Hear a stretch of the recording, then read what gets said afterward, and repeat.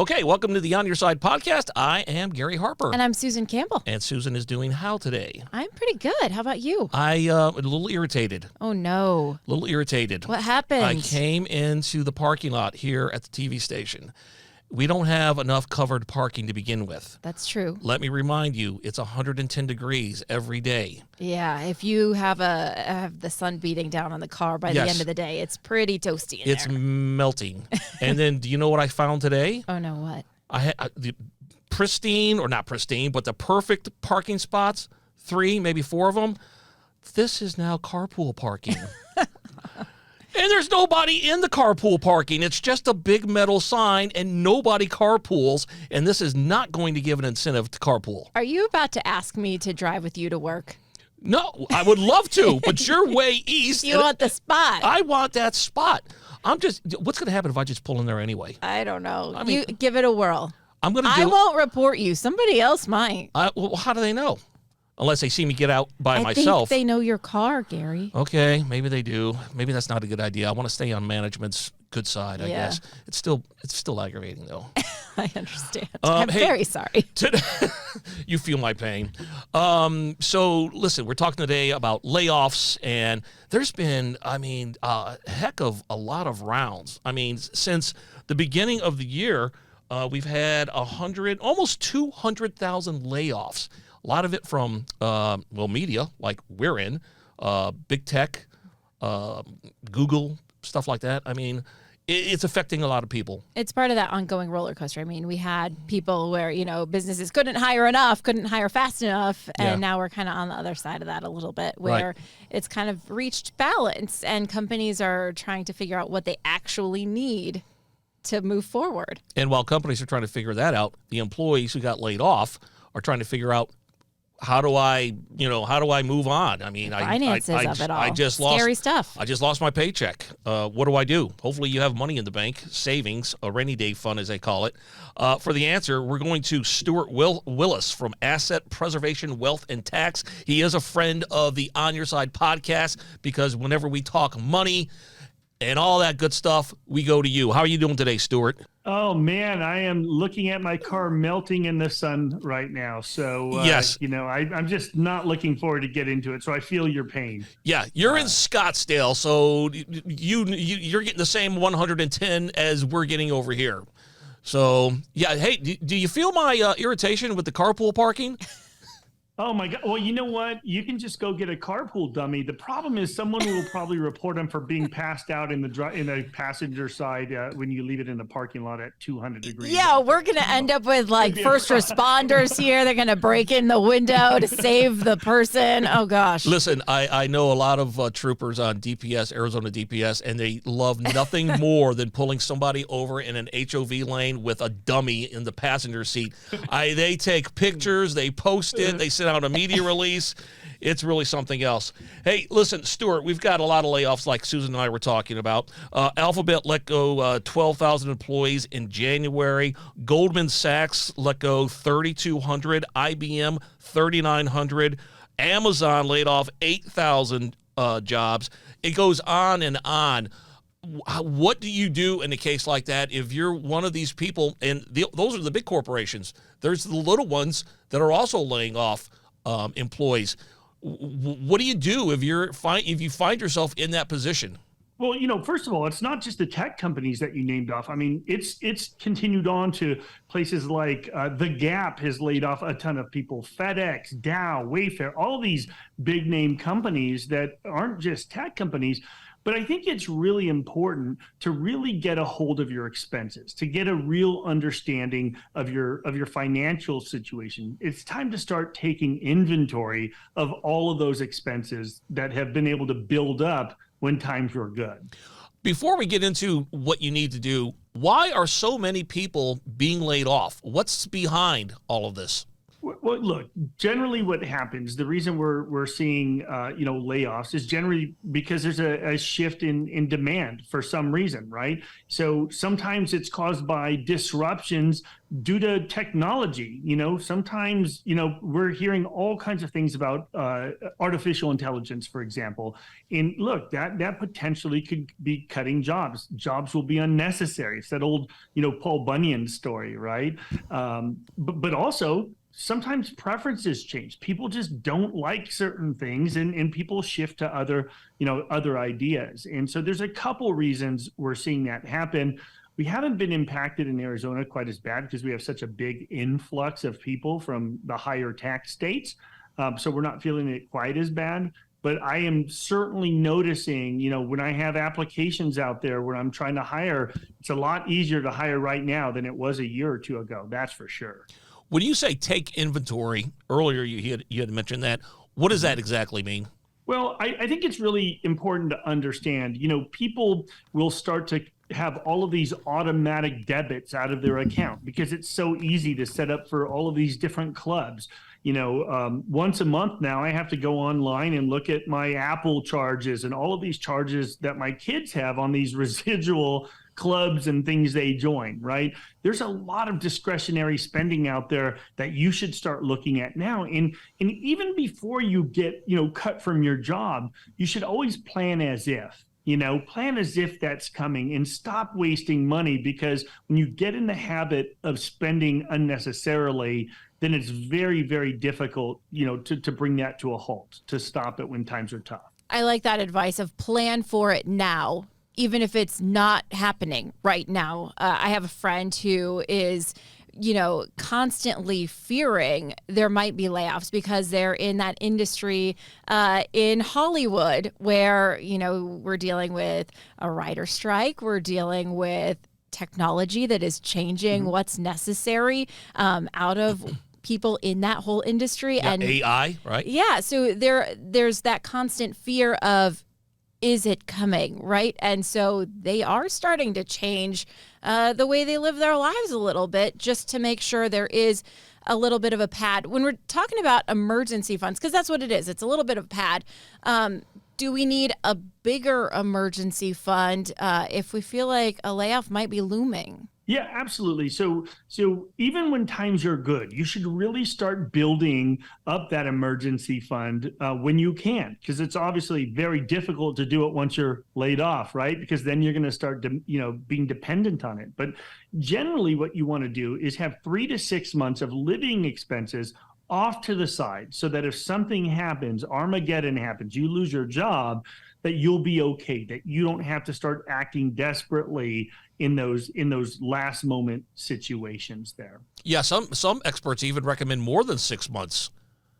Yeah, I mean, look, I can tell you this. We deal a lot with clients that are nearing retirement or entering retirement, and they are planning for that long haul. So, we see a lot of people that have, funds that are sitting in cash right now that are earning great rates of return. And so I think a lot of times people try to invest for the long term, but you also have to invest for the short term. And look, interest rates, they're not penalizing you right now. We've got great interest rates. So even though that's bad from a credit card perspective, it's fantastic for short-term savings account with this inverted yield curve we're currently in right now. When we're talking about that 6-month emergency savings, I want to get into it a little bit deeper, just because I think a lot of people might be surprised when they go through and they start trying to figure out what is actually 6 months worth of living for me. Do you find people are surprised at how much money they actually need, first of all? And what does that include? Is that my trip to Target or Walmart to stock up on aluminum foil because I ran out of it in my kitchen? What does that include? It really is everything. You need to know. And honestly, it's a great thing. When we tell people they need to set a budget going into retirement, it's really important. Preparing for layoff is just like preparing for retirement. You've got to be prepared. And I can tell you, the people I worry about the most aren't the people that make $40,000 a year and they've got a couple $100,000 saved for retirement. It's those high income earners that it's when you turn off that spigot, it's really, really hard for these people to adjust their lifestyle. People that have been able to, have a budget and live tightly for a long time, they're actually more, able to adapt to the situation. But, right now we're seeing interesting statistics where we're seeing, a lot of people actually have substantially more debt than they do in terms of these emergency funds. 36% of Americans, in fact, have more credit card debt than they do emergency funds. So it's a scary time for them. Yeah. Listen, I just, when I go out, I notice these things, and it happens all the time. Consumers, people, they're not putting things away into a savings account. They're not preparing for what if happens. They are going out to eat. Have you seen the restaurants lately? No, it's unbelievable. Every chair and every seat is taken. Have you taken a flight somewhere? Oh, it's packed. It's crazy. Every seat is taken. You're taking off next week. No, actually Friday you're taking off, but you're going to be on a full flight. Super full flight. We already got notifications from the airline saying, hey, if you want to change your flight because we're so full and we oversold this so much. Are you kidding? We'll give you money. Well, this is what's going on here. People are like, I don't know the exact reason behind it. I hate to keep blaming it on the pandemic. It's a pent up, energy. We want to get out. We want a vacation. But they're putting it on the credit card as far as I can see. Let's go eat at Chili's. I'm not worried that I only have $50 on my account. I'll just put on the credit card because I want to take the family out. I want to have a good time. Let's go to Hawaii. We'll just fly. I feel like I'm going on a rant here, but you are a little bit, but it's an okay rant. I do want to clarify. I'm staying at my parents' house, so my vacation is free except for the airfare. I got you. Well, I'm not the target of the rant. I can tell you, people are not hesitating to spend money right now. And it's scary. Look, I've got this great office here where I'm looking at Maggiano's on one side, Capitol Grill on the other. It's the greatest people watching office of all times. But these places are packed. There's nowhere to park at all. So, these are not inexpensive restaurants. So people are spending maybe more than they should. And they should really consider, as times get tough, to really buckle it up here. Hey, are you seeing a lot of people borrow money, whether that's from their credit card then or from friends and family? I mean, if they find themselves in a tight spot, where do they go? Yeah, tremendous amounts of debt. I just talked to a client that came in. We reviewed his tax returns just now. He was one of our last to file for this year. And he said, okay, well, I've got to get my air conditioning done. But what I'll do is I'll call this bank. I can get 0% interest. And that is a dangerous road here, because once you start playing that 0% interest game, just remember you're building up debt. Even if they don't charge you interest right now, it can be retroactive if you just accidentally miss a payment. And oftentimes they're hoping you do, so they can charge you that big usurious rate, that high 24% plus rate. Those 0%, very attractive, but like you said, for instance, if it's 0% for 18 months and you paid off in 19, well, all that interest that you were trying to avoid is now packed on the back end, and you do a disservice to yourself. So that's a really good point. I don't want to be a downer here, because I think there are probably a lot of people listening going, oh gosh, I am the one with a giant mountain of debt and I feel discouraged. Gary's really upset with me for going to dinner last night. I am not upset. Or I'm not upset with you going on vacation either. But we have to start somewhere. This isn't just a magic wand of I snap my fingers and I decide that my finances are going to be perfect and I'm not going to go in debt anymore. This is a really hard process in some cases. It is. And I think that, sometimes people just need to know to ask for help. And that's what financial professionals are for. Look, we have our TV show on your network every Sunday night at 6:30 p.m. And we talk about these very specific things. We want to make sure people are smart with their money. They're making smart decisions. Don't worry about keeping up with the Joneses or having the fanciest cars, because those are the people that end up having really tough retirements, because it's hard to slow down that big machine that you've created. When we're talking about layoffs and we're looking at somebody who maybe gets laid off from one of these big tech jobs with a higher salary, what is your advice to them? Is your advice to hold out, wait for another high-paying job, or to scramble really quickly, get maybe a job that is way below their qualifications just to keep income coming in?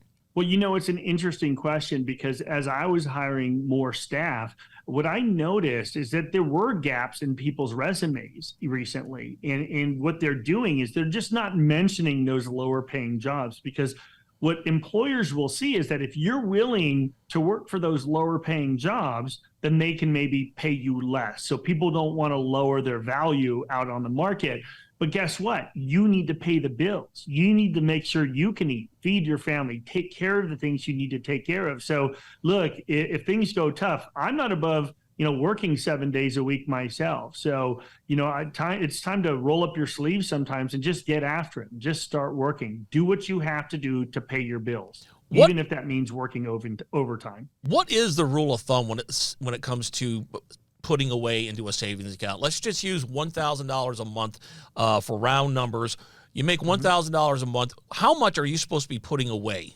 Well, so generally, remember, there's two different pockets to put away, right? Obviously, retirement, which we suggest generally between 10 and 15% of your money, but you need to try to start to pay or to put away 3 or 4% into an emergency fund until you get to the point that you have that 3 to 6 months. And look, it's really easy for me to say, put your money away, keep it in cash, if you can't afford to pay your current bills. But that's why it's important. Slow it down. Don't worry about keeping up with the neighbors. Stop worrying about things that nobody's going to care about down the road. Worry about you and your family and cut those unnecessary expenses that you just don't need. Or get a second job or work 7 days a week like Stuart likes to do. Yeah. I mean, people will say, Stuart, I see you in Denver. I see you in LA. I see you all these places. What's going on? How can you do all of this? It's because, look, I have a pretty simple philosophy. I don't do business with people I don't like, and you probably shouldn't either. But even if you need to, work, do what you have to do. When I grew up, my dad never gave me an allowance. He owned a tree service and made me drag brush out of the canyons of San Diego. So look, I'm used to working, and I'm not above, doing anything. And I would just say, feel the same way. Stop trying to worry about impressing people. Impress your family. Impress the people that really matter to you the most. That's so funny. My parents owned a business, and I was expected, and I did perform all the duties I was supposed to do. You worked for free too? I worked for free, and as soon as I could, I got a job at a grocery store to start getting a paycheck. And I was like, sorry, Mom and Dad, I got to go. I'm feeling a little conflicted now, because I recently started paying my 4.5-year-old a quarter if he makes his bed in the morning, because I am so desperate for him to start making his bed. That's not a bad idea, actually. Yeah, but you both are telling me you did it all for free. Well, listen, I wasn't 4.5 years old dragging trees out of a canyon in San Diego, right? So it's a little bit of difference there. But 4.5, I think that might be a good age to kind of, you do this and you get rewarded with that. I think what you're doing is great. I think you're creating great habits. And I think that's the thing. When you start doing things at a young age, it becomes normal to do those things, right? You're coaxing him right now with a little money. That's fine. But you know what? Making your bed every day. I mean, there's all kinds of studies that talk about making your bed and how the rest of your day, even if it's a bad day, you come back and you see your bed made, you feel like you did something and you accomplished something today, no matter what. It's just baby steps. Get them started. When you talk about retirement, it's so funny because the younger generation, if you're like 22, 23, and, they have 401k programs and they don't want to put into it, they're like, retirement? I'm 23. That's going to be like, eons from now. And then it's here before you know it. It's here. I had this conversation not long ago with my 26-year-old, and we were talking about retirement, and he, start saving, and he was like, I'm 26. It's going to be forever. Look, I know. Albert Einstein says that the fifth wonder of the world is the power of compounding. So the later you get started, the more of your wealth and the more of your income you have to contribute. If you start early, start young, it builds quickly. Just create the habit. And as you start getting raises, put half of that raise away to retirement. And I promise you'll have a fantastic retirement if you get started early. I like that tip. Half of the raise toward retirement. I feel like we just went through a church sermon. I'm inspired. I'm inspired. I am inspired. I'm going to make my bed every morning. Yes, I'll give you a quarter. And I am going to make sure that we've got the emergency fund all in check. Stuart, you're always good friend to be with us on the On Your Side podcast. And if people aren't familiar with you, just tell us, throw out some social media sites or websites that you want people to know about.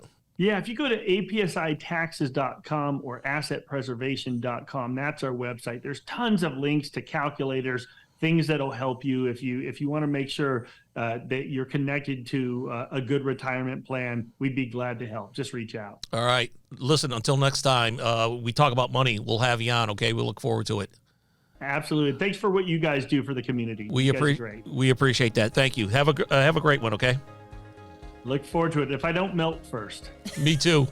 The On Your Side podcast is produced by Brad Denny. Our audio engineer and editor is Todd Martin. Segment producer is Colin Stanton. And I'm Gary Harper. And I'm Susan Campbell. If you have a problem you can't resolve, maybe we can. Send us a message through azfamily.com or our AZ Family mobile app. Look for the On Your Side section and leave us a message. Thanks so much for listening to the On Your Side podcast. And if you like it, leave us a review. We'll see you next week. On Your Side is on Good Morning Arizona every weekday morning at 6:45 and 7 o'clock, and every weekday evening on Good Evening Arizona at 4 and 5 o'clock. You can also catch it on Arizona's Family News at 9 on 3TV every weeknight.